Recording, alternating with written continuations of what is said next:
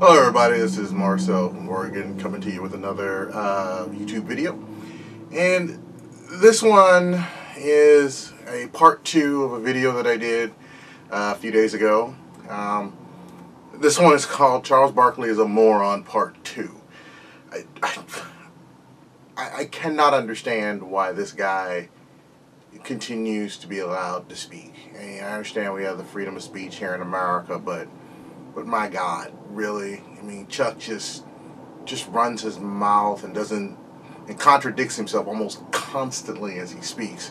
But I just watched a SportsCenter piece on this dumbass, and I'm gonna take a look at the piece, and I just did, just so you can understand how much I truly despise this man. Now, again, I don't understand the fascination with him. He never says anything profound. He never says anything of any importance. He never says anything that matters. People act like his comments are deep and philosophical. They aren't. They're just they're superfluous and ridiculous. And I mean, honestly, are we? Let me put it this way: are black people that desperate for some sort of leadership that we look to Charles Barkley for that? I mean, it seems like, white folks think that Barkley is one of our leaders. He's not.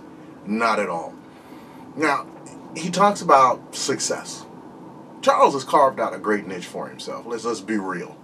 But he carved out that niche because he hit the genetic lottery. I mean, you're 6'4", 300 pounds, and you can run and jump like a deer, and you have hand-eye coordination like he has. He's a Hall of Fame basketball player, for goodness sake. And he's parlayed his ability on the court to a successful career as a broadcaster. Now, even when he speaks about basketball, I don't listen to him. I wait for Kenny Smith to translate half the damn time. Now, he went on a tear about analytics over the last couple days, where he called analytics stupid, how it never works. And it's like, Charles, you're an idiot. Analytics do work. They just don't work well initially in basketball. Let me put it to you this way. Basketball has two components that make it impossible for it to work during a game. It's the speed of the game. And basketball is also the only sport where one man or two players can change an entire team's fortunes. There's only 5 people on the court. Not like baseball where there's 9, football where there's 11, and the speed of the game, like I said at first, the game just never stops. It's constant motion. Baseball, there's constant stoppage. Constant time for you to take a look at the numbers. You got the middle relief coming up. You got a left-handed batter. Who could pitch best to him. Football, they're always stopping.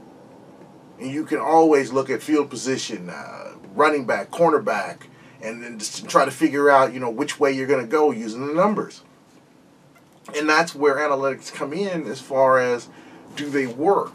Yes, they do work. Now, where analytics can help you in basketball, which is what Charles is not understanding, is the second-tier player. You take the Rockets, which is one of the examples he used. Analytics did not get them Dwight Howard. Analytics did not get them James Harden. Shrewd trading, marketing, and lots of money got them those two guys. Those two guys are superstars. Analytics don't help you with superstars. Analytics helps you with the second and third tier players. For example, Chandler Parsons. He went to Dallas. He was with the Rockets. And the Rockets are like, do we pay this guy $45, $50 million over 4 or 5 years? And the number said no. The number said we can do just as fine and save ourselves probably $20 million and go get Trevor Ariza, which is what they've done. They're still just as good, still just as much of a threat. Now, with Dwight Howard hurt all the time, they're obviously not going to win a championship. I mean, that's just not going to happen, no matter how good James Harden is.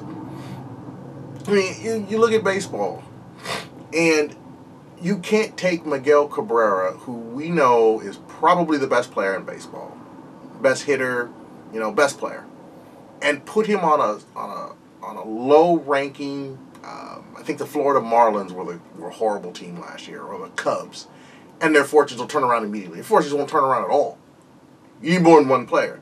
But you take LeBron James off of the Miami Heat and you put him on Cleveland, Miami Heat goes from, 4 straight NBA Finals to not make the playoffs. The Cavaliers go from cellar dwellers to the odds-on favorite to win a championship.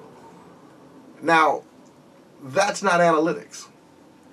And that's why it can't work in basketball, because the stars in basketball dictate everything. You don't need analytics for LeBron or Kobe or Dwight Howard or Tim Duncan. But you do need analytics for Wesley Matthews. You do need analytics for even when Damian Lillard was coming out of college. You needed analytics to figure out, should we draft this guy? I think he was the 5th pick. Do we take him that high? Or is there someone else? Because he wasn't a superstar coming out. He is now, but he wasn't coming out. And, he insulted the Rockets GM by saying that he wouldn't know him if he came into the room right now. Well, that just shows how stupid you are. Because it's your job to know these people. It's your job to interview these people. You are part of the media. You should know who he is. And Charles, in his brilliant fashion, said, that he's one of those guys that, never played the game, never got the girls in high school, and, he just wants to get in the game. Well, you might be right. It doesn't mean where he's coming from is invalid. That doesn't mean where he's coming from is wrong. And the piece went on where Charles Barkley said, black people will never be successful because of white folks and racism, but because of other black people. It's like, Charles, I get some of that. Self-responsibility. I do. I get it.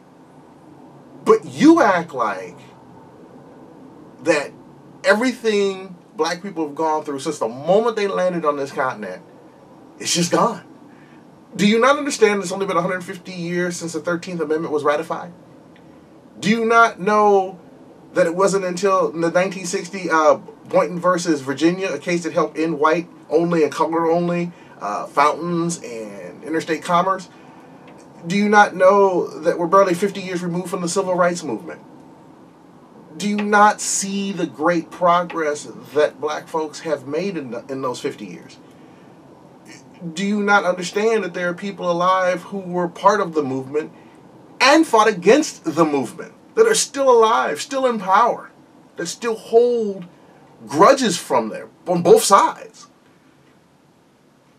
Do you not understand that we just elected in 2008 the first black president in U.S. history? Doesn't that tell you something, Charles? That things are getting better slowly? We're not going to reach our full potential as black Americans in that short of time period. You're just dumb if you think that we are. There's a lot of things that have to change. Now, you also were right when you said that you're born at a disadvantage when you're black and poor. And then you said it's better for you not to exacerbate the situation by becoming a criminal. Here's what they said in the piece right before he said that his grandmother was a bootlegger in order to help support his mom. And last time I checked, being a bootlegger is illegal against the law, so she was a criminal. So did she make bad choices, or did she just do what she had to do? See, this is what I'm talking about, both sides of his mouth. You can't do what my grandma did, even though you're just trying to feed your kids. You're a poor example of a black American if you do. Now, his mother seems like a great lady. I said that in the last video. But she made a quote that said, "Thank God for white folks who let me clean their houses so I can support my kids." God damn it. Really? Really? Let me clean their houses. It's that kind of attitude that makes Charles who he is. That Charles believes that white folks are always right, black folks are always wrong. And this is the guy who said slavery was not that bad, and I'm truly starting to despise him. He uses the word exacerbate, like I said, that everything is our fault.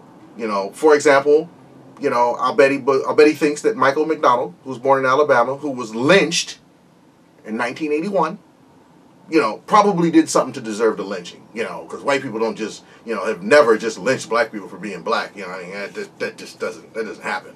You know, does Charles Barkley also think that, you know, the FBI director James Comey, he said the hard truth is most police officers are racist, and that no matter what the color of the officer, they will have different reactions seeing two black men on the street and two white men on the street. Is that true, Chuck? I know you have friends who are cops. I have a brother who's a police officer, and I know damn well all police officers aren't bad. But do you think this guy's lying? Do you think you probably do? So I won't jump on that. But I don't understand you. Do you think that the black folks at Matheson Trucking and Matheson Flight Extenders Inc., who were just paid $15 million because they were segregated from other white folks, or from white folks, sorry, and then those white folks, the management, called them lazy niggers? How could they have fixed that situation, Chuck? Do you think they exacerbated it by being black? I don't know. It's interesting. Should they have not complained when they called them lazy niggas? Should they have said, "Oh, yes, sir, master, I's be's a nigga"? Would that have made it better, Chuck? Or should they have actually done what they did? You know, I just wish you'd go to hell and die. I'm sick of you. Well, I don't want you to die. I take that back. I do hope you do go to hell, but I don't want you to die. Look, I don't care how much money you give to charity. I don't care how many random busboys you help pay for college. None of that makes up for you being a moron and how your opinion makes us dumber and sometimes more racist. Because you're simple-minded, and when you give your simple-minded opinion, simple solutions to problems never happen. And the solutions to some of these problems should be best left to anybody not named Charles Barkley. And that's how I see it.